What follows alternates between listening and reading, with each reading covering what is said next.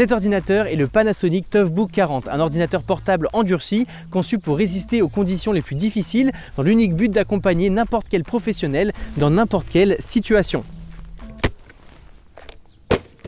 Ça fait mal. Le Toughbook 40 est équipé d'un processeur Intel Core i5 avec 16 Go de RAM et un disque dur SSD jusqu'à 1 Tera de stockage. Il dispose d'un écran tactile Full HD de 14 pouces, lisible en plein soleil, notamment grâce à la technologie anti-reflet de Panasonic. Le clavier est rétroéclairé pour une utilisation confortable dans l'obscurité et surtout les touches et le pad sont vraiment confortables. En termes de connectivité, le Toughbook offre tout ce qu'il faut. Je ne vais pas tout énumérer, mais il y a vraiment tout ce qu'il faut. Donc pendant mon test, je ne l'ai vraiment pas ménagé.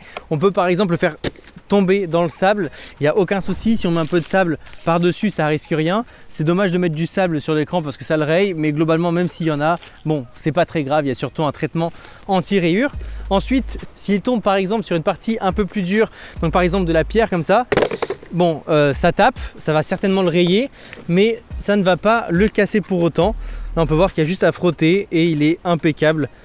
Ils sont vraiment très forts, il y a vraiment un vrai traitement pour pas que ça marque. Et ensuite, une fois qu'il est tout sale comme ça, on va aller le laver. Et du coup pour le laver, le mieux à faire c'est de le mettre directement dans l'eau. En tout cas c'est comme ça que je le fais. Et là ça tombe bien, il y a une petite rivière, on va en profiter. Comme je disais, il résiste vraiment à l'eau. Et j'ai juste à le mettre comme ça et voilà, le nettoyer tout simplement. Là il est vraiment très sale pour le coup. Mais il n'y a aucun souci, l'eau peut rentrer dans ces parties-là, partout. Globalement, il s'en sort bien. Pour ça, il fallait un design robuste et résistant. Pour le coup, c'est ce que Panasonic nous propose avec un boîtier en alliage de magnésium renforcé de fibres de carbone. Il est également certifié pour résister aux chutes, aux vibrations, aux chocs, aux températures extrêmes, à l'eau, à la poussière, selon plusieurs normes militaires américaines. Et personnellement, je pense pouvoir le confirmer. Il vient avec une poignée qui permet de le transporter comme si c'était une petite mallette. Et ce qui est marrant, c'est qu'il semble peser 1 tonne, mais finalement, ça reste assez raisonnable. Pour le coup, il ne pèse que 3,35 kg. Et pour rappel, mon MacBook Pro 16 pouces fait 2 kg. Du coup, je trouve que niveau poids, c'est pas déconnant. Par contre, il y a bien une chose qu'il faut avoir en tête, c'est que lorsqu'on sort cet ordinateur dans un café ou dans un lieu public, on passe juste pour un agent de la CIA.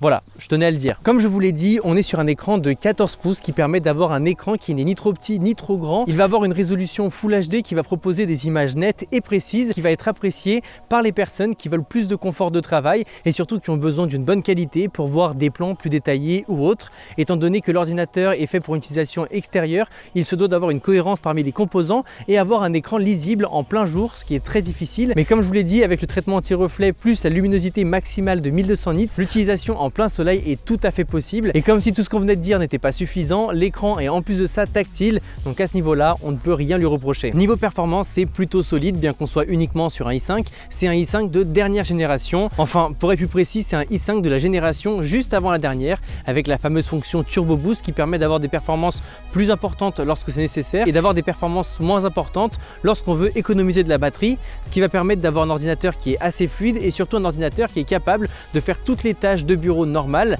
La puce est aussi assez puissante pour faire tourner de gros logiciels, mais si vous êtes par exemple influenceur d'escalade ou autre, sachez que vous ne pourrez pas faire de montage très avancé avec cet ordinateur là. Mais il y a des tests qui ont été faits et c'est vrai que le Panasonic réussit à convertir des fichiers de 4K en Full HD qui ont duré de 12 minutes en seulement 15 minutes de traitement contre 19 minutes sur la version 55, ce qui signifie qu'on peut par exemple faire des montages vidéo amateurs mais pas forcément extrêmement avancés. Et surtout si vous avez besoin d'une bonne carte graphique ou juste de jouer de temps à autre, sachez que ce modèle est tout simplement le meilleur ordinateur endurci pour jouer. Évidemment c'est pas fait pour, mais c'est celui qui tient le plus la route pour cette utilisation là. Du coup si vous voulez la meilleure carte graphique possible, ça se passe ici. Pour ce qui est de l'autonomie, il peut durer jusqu'à 20 heures avec seulement une seule charge grâce à une batterie de 4770 mAh ainsi que grâce à l'optimisation d'énergie du processeur dont j'ai parlé juste avant. Il est également possible de charger rapidement la batterie, on parle donc de 50% de batterie en seulement 45 minutes. Pour le coup l'autonomie va forcément varier selon les tâches qu'on va effectuer, mais c'est vrai qu'il permet de tenir une journée de travail complet sans aucun souci. Et ce qui est bien, c'est que si par exemple vous avez besoin de l'ordinateur 1 heure par jour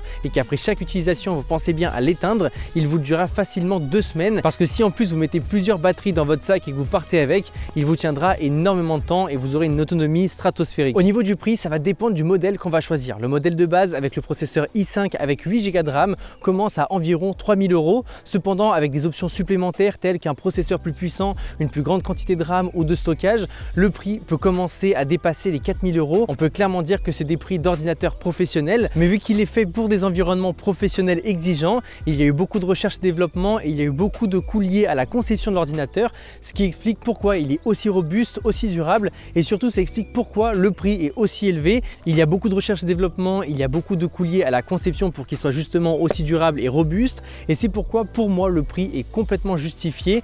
Évidemment, il faudra en avoir besoin parce que niveau puissance, c'est pas forcément ce qu'il y a de mieux par rapport au prix, mais par rapport à la robustesse et surtout par rapport à la durée de vie de cet ordinateur là, bon, c'est quand même intéressant. En résumé, le Panasonic Toughbook 40 est un produit plus que surprenant avec de bonnes performances, une résistance à toute épreuve et avec une autonomie qui est réellement incroyable et qui pour le coup peut être encore plus grâce à une seconde ou une troisième batterie et avec globalement une vraie préoccupation de la part de Panasonic pour ce qui est de la qualité de façon générale, que ça soit des touches du clavier, de l'écran ou encore de la webcam. Bien évidemment, il va être lourd, imposant et il aura un prix qui peut sembler excessif, mais j'ai envie de dire que c'est le prix de la tranquillité. Merci à Panasonic de m'avoir donné l'opportunité de tester un produit comme celui-ci et de soutenir la chaîne. J'espère que la vidéo vous aura plu.